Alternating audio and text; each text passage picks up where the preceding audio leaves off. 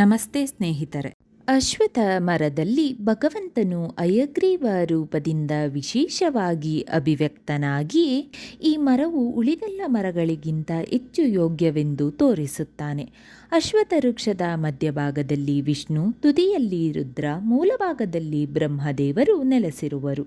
ಅಶ್ವತ್ಥ ಮರದ ದರ್ಶನ ಪಾಪನಾಶಕ, ಸ್ಪರ್ಶ ಶ್ರೀಕಾರಕ, ಪ್ರದಕ್ಷಿಣೆ ಆಯುಷ್ಯಕಾರಕ ಎಂದು ಪದ್ಮಪುರಾಣ ಹೇಳುತ್ತದೆ. ಪ್ರತಿದಿನ ಈ ವೃಕ್ಷದ ಸ್ಪರ್ಶ ನಿಷಿದ್ಧ. ಶನಿವಾರದಂದು ಮಾತ್ರ ಸ್ಪರ್ಶಿಸಬೇಕೆಂದು ಧರ್ಮಶಾಸ್ತ್ರಗಳು ವಿಧಿಸುತ್ತವೆ. ಸಂಧ್ಯಾಕಾಲದಲ್ಲಿ ಸೂರ್ಯಾಸ್ತವಾದ ಮೇಲೆ ಪ್ರದಕ್ಷಿಣೆ ಮಾಡಬಾರದು ಎಂದು ಪದ್ಮಪುರಾಣ ಹೇಳುತ್ತದೆ. 7 ಪ್ರದಕ್ಷಿಣೆ ಮಾಡಿದರೆ 10,000 ಗೋದಾನ ಮಾಡಿದಷ್ಟು ಪುಣ್ಯ ಲಭಿಸುತ್ತದೆ. ಬೇರೆ ಯಾವ ವೃಕ್ಷವೂ ಇಷ್ಟು ಪುಣ್ಯಪ್ರದವಲ್ಲ. ಅಶ್ವತ್ಥ ಮರವನ್ನು ನೆಟ್ಟರೆ 3 ಸಂಪಿಗೆ ಮತ್ತು ಎಕ್ಕ ಗಿಡ, 7 ಆಲದ ಮರ, 8 ಬಿಲ್ವಪತ್ರೆ ಗಿಡ ಮತ್ತು ನಿಂಬೆ ಮರ ನೆಟ್ಟಷ್ಟು ಫಲ.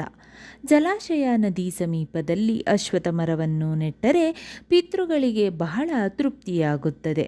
ಅದರ ಎಲೆಗಳು ಪರ್ವಕಾಲದಲ್ಲಿ ನೀರಿನಲ್ಲಿ ಬಿದ್ದಾಗಲೆಲ್ಲ ಪಿಂಡ ಸಮಾನವಾಗಿ ಪಿತೃಗಳಿಗೆ ಅಕ್ಷಯಲೋಕವನ್ನು ಕೊಡುತ್ತದೆ. ವೇದವನ್ನು ಉಪದೇಶ ಮಾಡಿದ ಭಗವಂತನ ವಿಶೇಷ ಅವತಾರ ಅಶ್ವರೂಪ ಹಯಗ್ರೀವ. ಅಶ್ವದ ಹಾಗೆ ಇದ್ದು ವೇದೋಪದೇಶ ಮಾಡಿದ ಭಗವಂತನನ್ನು ಅಶ್ವತ್ಥಃ ಎಂದು ಕರೆಯುತ್ತಾರೆ. ಕೃಷ್ಣ ಹೇಳುತ್ತಾನೆ, ಸರ್ವವೃಕ್ಷಗಳಲ್ಲಿ ಅಶ್ವತ್ಥ ನಾನು ಎಂದು. ಅಶ್ವತ್ಥ ಮರ ಇಂದು ಮೇಲ್ನೋಟದಲ್ಲಿ ನೋಡುವವರಿಗೆ ಯಾವುದಕ್ಕೂ ಉಪಯೋಗವಿಲ್ಲದ ಮರ. ಭಗವಂತ ಈ ಮರಕ್ಕೆ ಮಹತ್ವ ಕೊಟ್ಟು ಹೇಳಿದ್ದರೆ ಈ ಮರದ ಬಗ್ಗೆ ನಮಗೆ ಏನೂ ತಿಳಿಯುತ್ತಿರಲಿಲ್ಲ. ಏಕೆಂದರೆ ಈ ಮರ ನಮಗೆ ತಿನ್ನುವ ಹಣ್ಣಾಗಲಿ ಸುಗಂಧವಾದ ಹೂವನ್ನಾಗಲಿ ಕೊಡುವುದಿಲ್ಲ. ಈ ಮರದಿಂದ ಪೀಠೋಪಕರಣ ಮಾಡಲು ಸಾಧ್ಯವಿಲ್ಲ. ವಿಶಾಲವಾಗಿ ಬೆಳೆದು ತನ್ನ ಸುತ್ತಲಿನ ಪ್ರದೇಶವನ್ನು ಆಕ್ರಮಿಸಿ ನಿಲ್ಲುವ ಈ ಮರ ಮೇಲ್ನೋಟಕ್ಕೆ ಜನರಿಗೆ ಕಾಟ ಕೊಡುವ ಮರ. ಆದರೆ ಇಲ್ಲಿ ಕೃಷ್ಣ ಹೇಳುತ್ತಾನೆ, ವೃಕ್ಷಗಳ ಸಮುದಾಯದಲ್ಲಿ ಶ್ರೇಷ್ಠ ವೃಕ್ಷ ಅಶ್ವತ್ಥ ಎಂದು. ಏಕೆ ಈ ಮರಕ್ಕೆ ಇಷ್ಟು ಪ್ರಾಧಾನ್ಯ ಎನ್ನುವುದು ತಿಳಿಯದೆ ಇಂದು ನಾವು ಅದನ್ನು ಪೂಜಿಸುತ್ತೇವೆ ಅಥವಾ ಇನ್ನೂ ಕೆಲವರು ನಿರ್ಲಕ್ಷಿಸುತ್ತಾರೆ. ಈ ಮರವನ್ನು ನೆಟ್ಟರೆ ಪುಣ್ಯ ಬರುತ್ತದೆ ಎನ್ನುವ ಕಾರಣಕ್ಕೆ ಮನೆಯಿಂದ ದೂರದಲ್ಲಿ ಎಲ್ಲೋ ದೇವಸ್ಥಾನದಲ್ಲಿ ಅರಳಿ ಮರ ನೆಡುವುದವರಿದ್ದಾರೆ. ಇಂದು ಈ ಮರದ ಮಹತ್ವ ಹೆಚ್ಚಿನವರಿಗೆ ತಿಳಿದಿಲ್ಲ. ಇಂದಿನವರು ಹಾಲ, ಅರಳಿ ಮತ್ತು ಹತ್ತಿ ಈ 3 ಮರಗಳಿಗೆ ಬಹಳ ಮಹತ್ವ ಕೊಟ್ಟರು. ಹಿಂದೆ ಯಜ್ಞ ಮಾಡುವಾಗ ಶಮಿ ಮತ್ತು ಅರಣಿ ಅಂದರೆ ಅರಳಿ ಸಮಿತೆಯನ್ನು ಮಥನ ಮಾಡಿ ಅದರಿಂದ ಅಗ್ನಿ ಕಿಡಿ ತರಿಸಿ ಅಗ್ನಿ ಸೃಷ್ಟಿ ಮಾಡುತ್ತಿದ್ದರು. ಯಜ್ಞದಲ್ಲಿ ಅರಳಿಯ ಸಮಿತೆಯನ್ನು ಮುಖ್ಯವಾಗಿ ಉಪಯೋಗಿಸುತ್ತಾರೆ.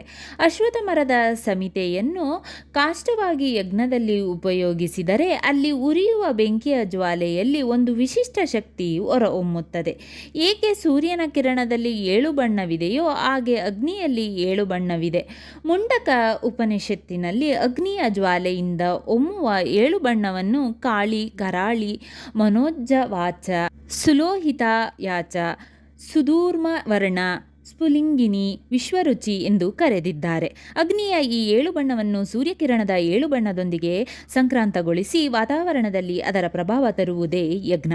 ಈ ಕ್ರಿಯೆಗೆ ಅಶ್ವತ್ಥ ಸಮಿತೆ ಒಂದು ಪ್ರಮುಖ ಸಾಧನ. ಇಂದು ಹಲವರು ಅಶ್ವತ್ಥ ಮರದಲ್ಲಿ ದೇವತಾ ಸನ್ನಿಧಾನವಿದೆ ಎಂದು ಅದಕ್ಕೆ ಪ್ರದಕ್ಷಿಣೆ ಬರುತ್ತಾರೆ.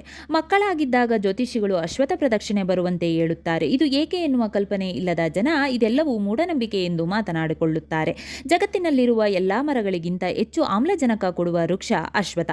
ಇಂತಹ ಶುದ್ಧ ವಾಯುವಿನ ಉಸಿರಾಟದಿಂದ ಗರ್ಭದೋಷ ಸರಿ ಹೋಗುವ ಸಾಧ್ಯತೆ ಇದೆ ಎಂದು ಇಂದು ವಿಜ್ಞಾನ ಕೂಡ ಒಪ್ಪಿಕೊಂಡಿದೆ.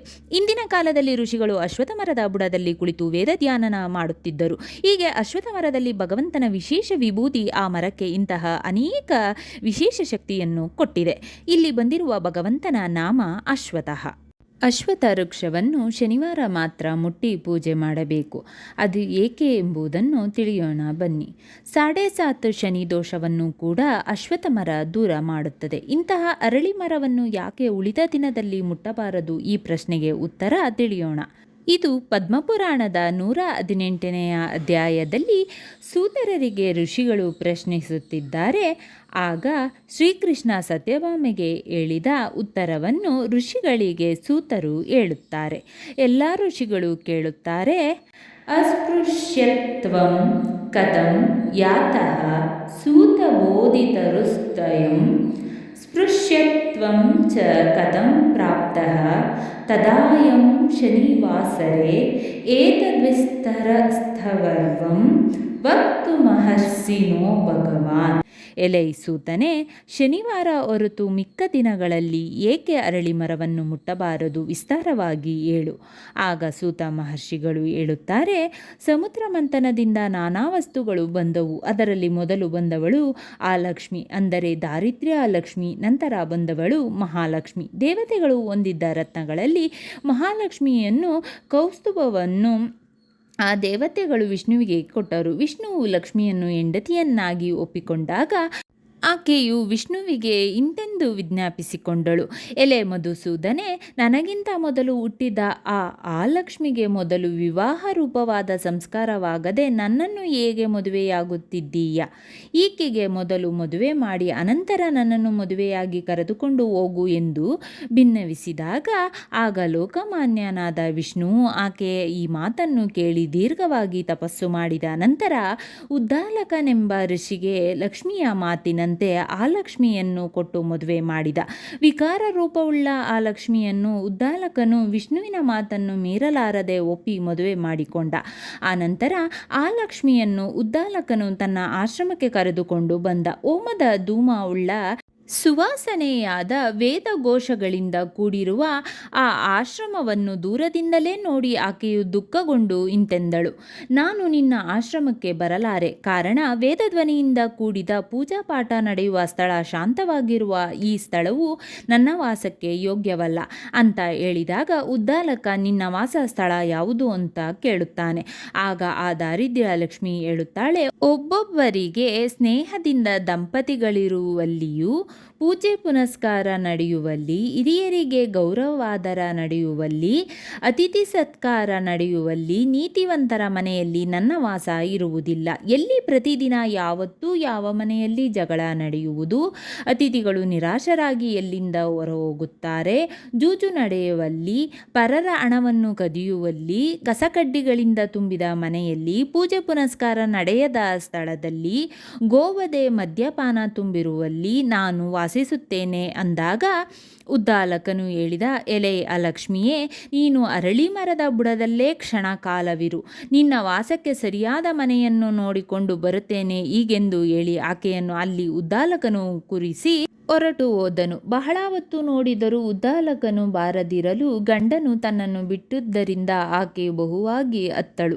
ವೈಕುಂಠದಲ್ಲಿರುವ ಲಕ್ಷ್ಮಿಯು ಆ ಲಕ್ಷ್ಮಿಯನ್ನು ಅಳುವಿನ ಧ್ವನಿಯನ್ನು ಕೇಳಿ ತಾನು ಖಿನ್ನಳಾಗಿ ವಿಷ್ಣುವಿಗೆ ಇಂತೆಂದಳು, ಸ್ವಾಮಿ, ನನ್ನ ಅಕ್ಕನ ಗಂಡನು ಬಿಟ್ಟಿದ್ದರಿಂದ ದುಃಖಗೊಂಡಿದ್ದಾಳೆ. ಆಕೆಯನ್ನು ಸಮಾಧಾನಪಡಿಸು. ಆ ಮಾತಿನಿಂದ ವಿಷ್ಣುವು ಲಕ್ಷ್ಮಿ ಒಡಗೂಡಿ ಅಲ್ಲಿಗೆ ಬಂದು ಆಕೆಯನ್ನು ಸಮಾಧಾನಪಡಿಸುತ್ತಾ ಹೀಗೆ ಹೇಳಿದನು, ಎಲೆ ಅಲಕ್ಷ್ಮಿಯೇ, ನೀನು ಯಾವಾಗಲೂ ಅರಳಿಮರವನ್ನು ಆಶ್ರಯಿಸಿಕೊಂಡಿರು. ಅರಳಿಮರವು ನನ್ನ ಅಂಶದಿಂದ ಹುಟ್ಟಿದ್ದು. ಆದರೆ ಶನಿವಾರದ ದಿವಸ ಮಾತ್ರ ಅಲ್ಲಿ ನಿನ್ನ ವಾಸ ಬೇಡ. ಕಾರಣ, ಶನಿವಾರ ದಿವಸ ಲಕ್ಷ್ಮಿಯು ಶನಿವಾರ ದಿವಸ ಇಲ್ಲಿಗೆ ಬರುತ್ತಾಳೆ. ಆದ್ದರಿಂದ ಅರಳಿಮರವು ಶನಿವಾರದಲ್ಲಿ ಪೂಜ್ಯವಾದದ್ದು. ಪ್ರತಿದಿನ ಅರಳಿಮರವನ್ನು ಮುಟ್ಟಿ ಪೂಜೆ ಮಾಡುವವರು ಅವರಲ್ಲಿ ಈ ಕನಿಷ್ಠ ಲಕ್ಷ್ಮಿ ಸ್ಥಿರವಾಗಿ ಇರುವಳು ಎಂದು ವರ ಕೊಟ್ಟು ವೈಕುಂಠಕ್ಕೆ ಹೊರಟು ಹೋದನು. ಆದ್ದರಿಂದ ಅರಳಿ ಮರವನ್ನು ಶನಿವಾರ ಹೊರತುಪಡಿಸಿ ಉಳಿದ ದಿನಗಳಲ್ಲಿ ಮುಟ್ಟಿ ಪೂಜೆ ಮಾಡಬಾರದು. ಪ್ರದಕ್ಷಿಣೆ ದೂರದಿಂದಲೇ ನಮಸ್ಕಾರ ಮಾಡಬೇಕು. ಶನಿವಾರದ ದಿನ ಅಶ್ವತ್ಥವೃಕ್ಷ ಪೂಜಿಸಿದರೆ ರೋಗವನ್ನು ಪಾಪವನ್ನು ನಾಶ ಮಾಡುತ್ತದೆ, ಒಳ್ಳೆಯ ಬುದ್ಧಿಯನ್ನು ಕೊಡುತ್ತದೆ, ಒಳ್ಳೆಯ ಮಕ್ಕಳು ಐಶ್ವರ್ಯಕ್ಕೆ ಕಾರಣವಾಗುತ್ತದೆ. ಶ್ರೀಕೃಷ್ಣ ಸತ್ಯಭಾಮೆಗೆ ಹೇಳಿದ ಉತ್ತರವನ್ನು ಋಷಿಗಳಿಗೆ ಸೂತರು ಹೇಳುತ್ತಾರೆ. ಅದಕ್ಕೆ ಸ್ನೇಹಿತರೆ, ಮನೆಯಲ್ಲಿ ಮೂಲೆ ಮೂಲೆಗೆ ಕಸ ಇಡಬೇಡಿ, ಯಾವಾಗಲೂ ಜಗಳವಾಡುತ್ತಿರಬೇಡಿ, ದೇವರ ಮನೆಯಲ್ಲಿ ದೀಪವಿಲ್ಲದೆ ಇರಬೇಡಿ. ಆದಷ್ಟು ಮನೆಯಲ್ಲಿ ಪೂಜೆ ಪುನಸ್ಕಾರ ಮಾಡುತ್ತಿದ್ದರೆ, ಮನೆ ಸ್ವಚ್ಛವಾಗಿದ್ದರೆ ಆಲಕ್ಷ್ಮಿ ಪ್ರವೇಶವಾಗುವುದಿಲ್ಲ. ಒಂದು ಸಲ ಆಲಕ್ಷ್ಮಿ ಪ್ರವೇಶವಾದರೆ ಮನೆಯಲ್ಲಿ ದಾರಿದ್ರ್ಯ, ರೋಗ ರುಜಿನ ಕಡತಗಳು ಶುರುವಾಗುತ್ತದೆ. ಶ್ರೀಕೃಷ್ಣಾರ್ಪಣಮಸ್ತು. ಸ್ನೇಹಿತರೆ, ಈ ವಿಡಿಯೋ ಇಷ್ಟವಾದಲ್ಲಿ ಲೈಕ್, ಶೇರ್ ಆ್ಯಂಡ್ ಕಾಮೆಂಟ್ ಮಾಡಿ. ಮುಂದಿನ ವಿಡಿಯೋಸ್ಗಳಿಗಾಗಿ ಚಾನಲ್ ಅನ್ನು ಸಬ್ಸ್ಕ್ರೈಬ್ ಮಾಡಿ. ಧನ್ಯವಾದಗಳು.